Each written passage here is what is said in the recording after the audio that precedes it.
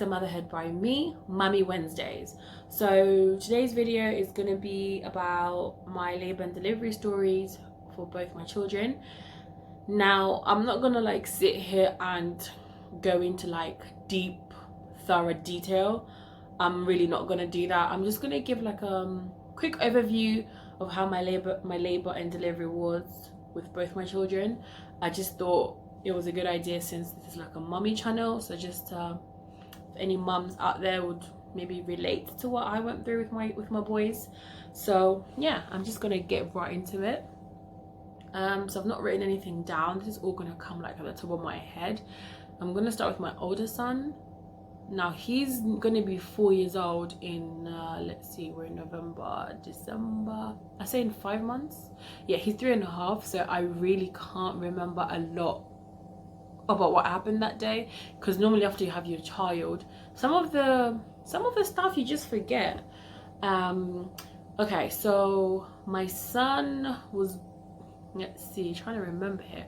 Okay, so he was actually due on the 18th of May 2017, but he didn't come until the 26th of May, so he was 8 days overdue.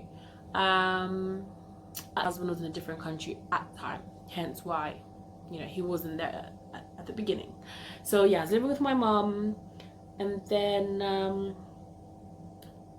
so 4 weeks into it, so this was right at the end when my baby was about to come, I normally had my appointments every Tuesday, because when you have towards the end of your pregnancy, you'll see your midwife every 2 weeks, and it's always on the same day. So I was seeing my midwife every Tuesday. So I saw my midwife and she did a sweep on me. If you don't know what a sweep is, please, like I said, I'm not really going to go into any gory details. Feel free to just go on Google and find out what a sweep is when it comes to like pregnancy and labor and stuff.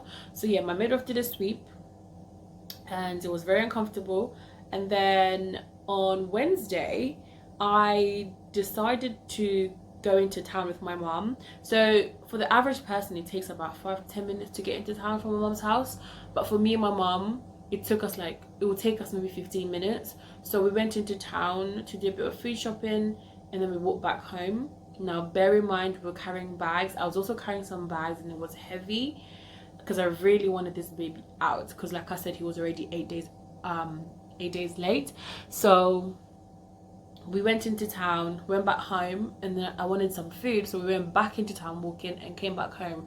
So it's like 15 minutes going, 15 minutes back. So in that day, I walked for an hour, split into 4, and that's the most walking I'd ever done. But I was determined to get this baby out. I was very much fed up of being pregnant at this point. And then on Thursday morning around 4 a.m, lo and behold, my contractions started, and I couldn't be more excited.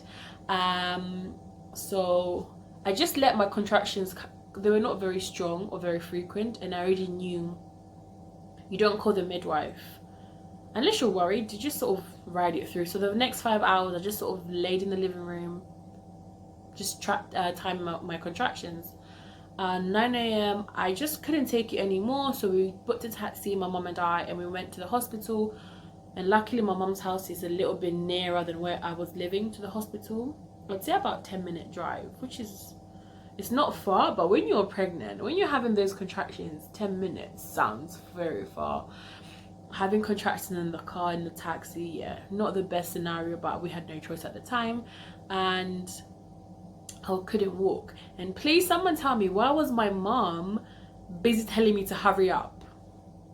No, she wasn't being horrible or nasty. She was just like trying to say to me, like, you know, when you're not having a contraction, try to walk a bit faster. But you know, when you're pregnant, when you're about to have your baby, I don't know, you just get, everything irritates you, you get angry at everything. But mom was like, yeah, you know, hurry up a little bit. Okay, mom. So yeah, but they pretty much sent me back home because nothing was really happening.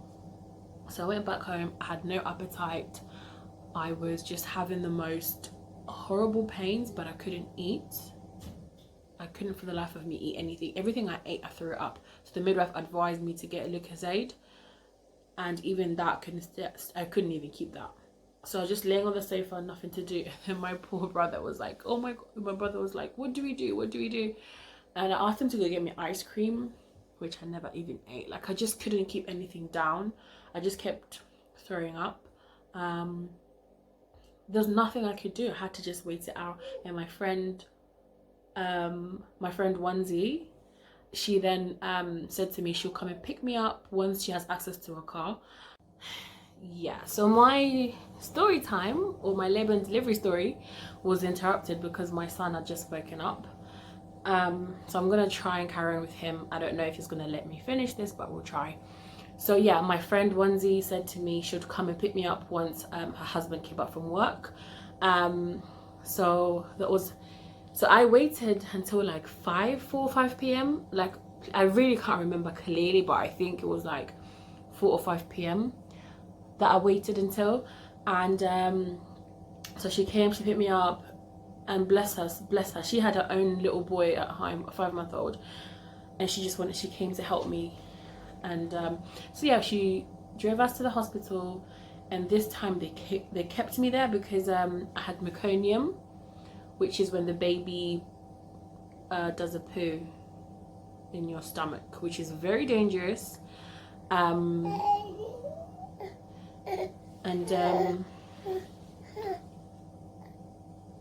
hi. Yeah, so there was meconium, and that was the main reason they kept me in, and they broke my waters. And it took about 24 hours for the baby to come. And whilst I was waiting for him to be born, they put me in like a little room. They put me in like a little room with like a toilet and stuff. And it's just a waiting game. Like, being in labor is just a waiting game. My contractions were painful, but I wasn't acting like crazy. I was crying, but it was just like tears streaming down my face. It wasn't any like crazy crying. And my poor husband at the time was not in the country, so he was like consistently calling. And you know, when you're having your baby, you don't really care about anything else. You're just focusing on yourself. But my friend was able to like let him know what was happening. And then later on she went home, and it was just me and my mum. And I was really adamant I was gonna have a normal birth. But after all this time of waiting, the doctor just said to me like, listen, your baby's distressed and we can't wait any longer because you're not dilating. I was very heartbroken when I heard this, because I wanted to have like a normal birth. But my mom just said to me like, all that matters is your baby is healthy and you're fine. And which is true. Like, at the end of the day, all that matters is your baby just comes out, because he can't stay in there any longer. So I signed a few papers, and they took me to the theatre. But before that, I'll talk about pain medication. I got gas and air. Gas and air, it really makes you think it's working. It's not. So gas and air will work maybe the first hour if you're lucky. After that, it's just your head just feels high. You just feel high, like your head just feels like you're not all there. That's about it, but you can still feel the pain. And they tried to give me 1 tablet of paracetamol to ease my pain. You're gonna give me a paracetamol to ease my contractions, and just 1, not even 2. Like, they were gonna give me 1. But anyway, so after the doctor told me that I had to have a C-section, my mum, you know, made me realize what's important. So I went into theatre, and my mum was there as well. And yeah, this was like 4 a.m. So from 5 p.m. when I went into hospital the second time to 4 a.m. that's when my son was born. It was pretty, I don't know if it was quick, but I don't know. I remember coming out and it was 7 o'clock, but honestly, who knows how much time had really gone by. But it wasn't painful. So they give you an epidural before you do the C-section. You get an epidural. They ask you to sit still, which is very difficult because you've got a big stomach in front of you. They gave me the epidural, and like I said, I can't really remember after that what happened. But I will say, my son, what I do remember is very loud crying, very loud, and his hands looked big. That's all I can really remember. And whilst they're stitching me back up, they put him on my chest, which was very uncomfortable. And I was like, Mum, can you just get him? Honestly, that's all I can really remember from my first labour and delivery. I really can't remember much. But we're going to get into this one's labour and delivery. And hopefully it'll be a bit more fresh in my mind. Right, so we're going to do part 2. So I know these it sounds a little bit rushed, but I'm just trying to like keep it let it not go for too long, and I don't want to get into like all the gory details. Like, there's loads of videos on YouTube if you want to watch like people who really go into full detail, but I'm just giving like an overview, you know. But if anybody's got any questions, feel free to let me know down below in the comment section. Right, so for his labour and delivery, so they're quite similar. So with him, he was also overdue. He was 10 days overdue. He was due on the 4th of March. My birthday is on the 14th of March. And he decided that, no, I'm going to be born on my mom's birthday. Like, yeah. And everybody kind of had a feeling he was going to come on my birthday. But, you know, I didn't want that because I wanted him to come out quick. So again, with this baby, I was very, what's the word? I was very anxious to get the baby out. Let me try to remember. So this time my husband was here in the UK with me. All right, we're gonna try this again. Filming with a little one is not easy, but you know, that's what being a mom is all about. So yeah, like I said, I had my midwife appointment. So with both my pregnancies, I was low risk, but with the labor, I was a little bit like high risk. So with him as well. Okay, we're gonna try this again. Filming with a little one is not easy, but you know, this is a mummy channel. This is what we mothers go through. You have to sort of stop, pause, see what your child needs. So right, so with him, so I'm gonna just go back into, I had my midwife appointment. I really can't remember, like this mummy brain, on the on a Friday. So also with him, my story starts from a Friday. I got a sweep as well, because they ask you if you want one. You can say yes or no. It's not a forced thing, like you don't have to. But I wanted this baby out. He was being evicted. So I also had a sweep, again uncomfortable. And then the next day, also similar to my son, my older one, I started having contractions at 5 in the morning, and thank God my husband was with me this time round. So I was having contractions around 5 in the morning. And listen, I tried everything. I tried to eat spicy food, I tried to eat pineapple, I tried walking a lot, I tried everything, but this baby was still overdue. So yeah, I was having contractions around 5 or 6 in the morning, and at first I was like, are these Braxton Hicks? And Braxton Hicks, for those who don't know, are false contractions. They're like exercises preparing your body for the real contractions. And with this one, I had my Braxton Hicks very early on in my pregnancy. Around 23 weeks I was having Braxton Hicks, so quite early on. So, and the further along I went into my pregnancy, the more intense they got. So in the morning I was like, are these Braxton Hicks or is this real? I wasn't sure because they were not yet painful. But as the minutes went by, I couldn't sleep. I was like, okay, this is not a drill. This is the real thing. Like, this is really happening. I woke my husband up. I was like, yeah, it's my contractions, that I'm having contractions. Like, let's get a move on. So then I got out, and my contractions were very close together. I was not having a lot of time in between, and they were very intense, more intense than with my older one. So I just told my husband, like, okay, I'm gonna go try and have a bath, because you can't just go to the hospital straight away, you know, they'll send you back home. So I tried to go and have a bath because I thought maybe the warm water will soothe my back. My back was killing me. It will soothe everything. It didn't help, but at least I was happy to just clean myself before going to the hospital. And then my husband was getting my older son ready. Like everything was ready. My hospital bags were ready. My older son's bag was ready, because he was gonna go and stay with my mom and my brother whilst I was having my little one. And he was born with this coronavirus, so only my husband was allowed to be by my side. So whilst I was getting ready, I rang the hospital and I told them, and they just basically said, if you want to come in, you can. And I was like thinking to myself, yeah, I'm gonna come in because this is too intense. So I had to call my friend who lives nearby, and so she could come pick me up. So she came with her husband and they drove us to hospital. And honestly, in the car, every time my friend's husband would turn on the roundabout, the pain in my stomach, every time we go through like a little bump in the road, the pain, I would just tense up.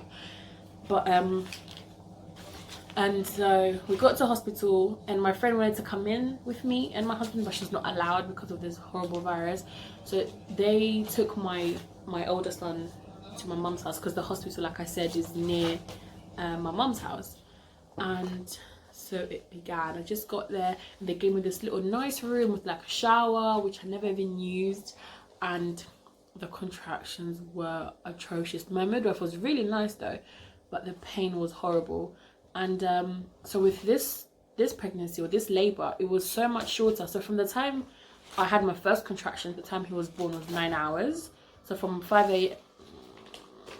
6 a.m. to 3 p.m. somewhere there. That's just a rough idea. But with my older son, it was 24 hours, from 4 a.m. to 4 a.m. Yeah, so like I said, they wanted to monitor the baby, check his heart rate, see how he's doing. But for me, I was trying to get this pain relief, and they offered me. So they gave me this injection. So they injected me with some, I don't know, some stuff, and I felt like I just felt high. It's just for an hour, and then it just wears off. And I was thinking, what is the point? Like I can now feel the pain coming back.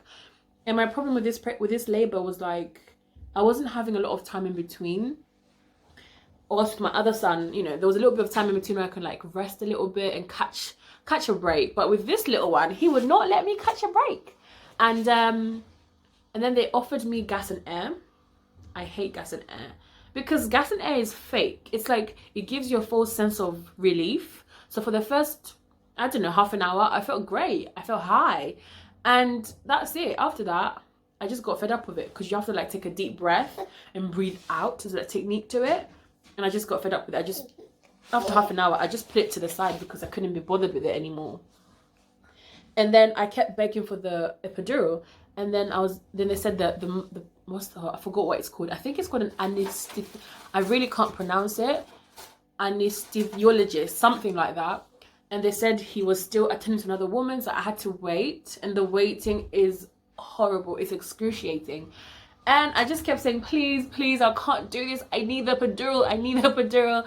And then the doctor came to check everything out. And they just basically said, let's put this girl out of her misery. There's no point of her feeling all this pain. She's not dilating. And I was like, thank the Lord. That is the best news I've heard all day. So with this baby, I wanted to also have a normal birth, because my obstetrician advised to try and have a normal birth, but obviously I couldn't. So finally I was going into the theatre room and I was so happy. And I forgot to mention, my poor mum came to the hospital to see me, and she was not allowed in because my husband was already in, and they only allow one visitor at a time. This was back in March. Obviously things have changed now, and you're not even allowed to swap. And my mum came for a second time and they still wouldn't let her in. So yeah, they took us to the theatre room, and I sat on the bed. And I sat on the edge of the bed so they could give me the needle in my back. And my husband was like helping me sit still, because they tell you to sit still, which is again very hard to do if you've got a big stomach, which is painful, and someone telling you to sit still within contractions. And this man was shaking, like he was nervous. Like I could tell he was shaking, which was making me nervous. Like, why are you nervous? I'm the one who's having all this pain. But anyway, I finally got the epidural out, and it's just the best thing in the world. So you go numb from about your waist, your waist down, completely numb. You can't feel anything. So they had to lift me to another bed, to like the operating bed. And before they do the procedure, I think they announce who's in the room, how many people, and they also have to count all the equipment, because you don't want any of the equipment to get lost in your stomach. So after that, they just pretty much got into it. They realized that my birthday was on that same day, and they're like, oh my gosh, congratulations and all that stuff. And I mean, you don't really feel any pain. Well, I felt a little bit of sharp pain, and I quickly told the guy who's doing the epidural, like, yeah, I can feel that. So they told him to stop, and then they gave me more of the, I don't know what they gave me, more of the pain relief stuff, whatever. And then they push on your stomach. So they use a needle or something sharp to see if you can feel it. And then yeah, so I didn't feel anything, and then they just got into it. So after the baby came out, and like his brother, he didn't cry. He just came out and he was a bit floppy. And for me, what I know is when your baby comes out, it should cry. Like, I know some babies don't cry and they're fine, they're just not crying. But for me, I really thought like, okay, he's supposed to cry. So he came out, and I looked at my husband and I was like, why is he not crying? And he was just basically like, oh, it's gonna be fine, don't worry. But I started crying, because like my son, he wasn't crying, he was just there. And then what was even worse was one of the, I don't know if it was a midwife or whatever job role she had, but one of the ladies in the room was like, she was calling someone or somewhere. She was like, neonatal emergency. And I couldn't breathe, like metaphorically, I couldn't breathe. My heart sank. And I got so frightened, because I was thinking, what's wrong with him? And they put him on the little bed, and they put like the mask, what do you call it, oxygen mask on him. And I was really worried. And then shortly after, it didn't even take long, like after like 2 minutes or a few minutes, he started crying. Thank the Lord. That's the one time you're happy to hear your child cry. And then I asked my midwife, like, is he going to be taken away, like, to the NICU, NICU? And she was like, no, if he's breathing on his own very well for the next 10 minutes, you can go with him, so we're going to monitor him. And thankfully, he was breathing all on his own. And I was so happy, like, I was so emotional. Again, they put him on my chest, and I was like, yeah, it's uncomfortable. It's really uncomfortable when they put something on your chest, because I don't know, like, you feel like you can't breathe very well. So they measured his weight and all that stuff, and we were able to go, and they sent us on our way. And I was just like so happy. And that's pretty much how my 2 labor and delivery stories went. They're quite similar and just slightly different, but that's pretty much for this video.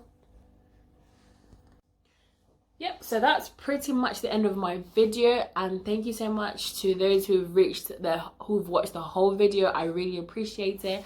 And remember, be positive. It does get easier. And feel free to leave me a comment down below about your labor and delivery stories, and I'll be more than happy to reply. And you're more than welcome to watch my 2 previous videos where I do my mummy tag and my channel intro. Bye.